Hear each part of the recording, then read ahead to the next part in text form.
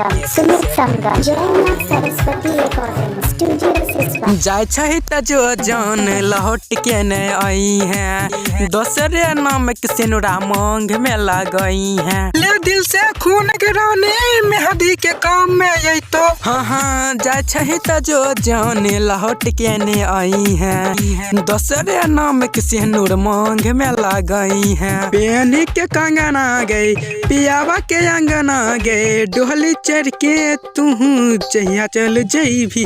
ले दिल से खून गिरानी मेहंदी के काम में यही तो, ले दिल से खून गिरानी मेहंदी के काम में यही तो। जो जो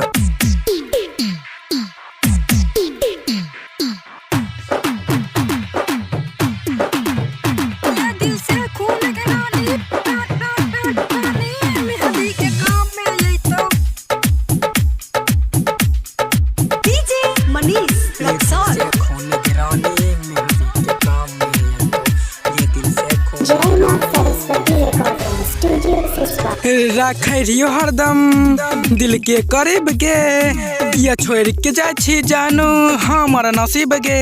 ले दिल से खून गिरानी मेहंदी के काम में यही तो। रखियो हरदम दिल के करीब गे, किया तोड़ के जाय छी जानू हमारा नसीब गे। किया छोड़ के है जाय छी प्यार गरीब के, केना साहब गे प्रीति आई पीर के।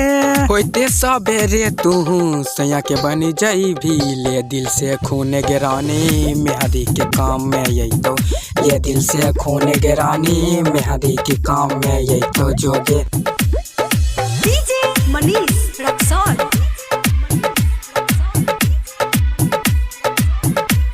ले दिल से खून गिरानी मेहंदी के काम में ये तो। सिंगिंग बाय सुमित संगम जय मां सरस्वती रिकॉर्डिंग स्टूडियो सिसवा। जो जो हर जाई ईमान हो गला, सातो जन्म रह के गे क्रिया खैला। ले दिल से खून गिरानी मेहंदी के काम में यही तो। जो हर जाई गे ईमान हो गला, सातो जन्म रह के गे क्रिया खैला।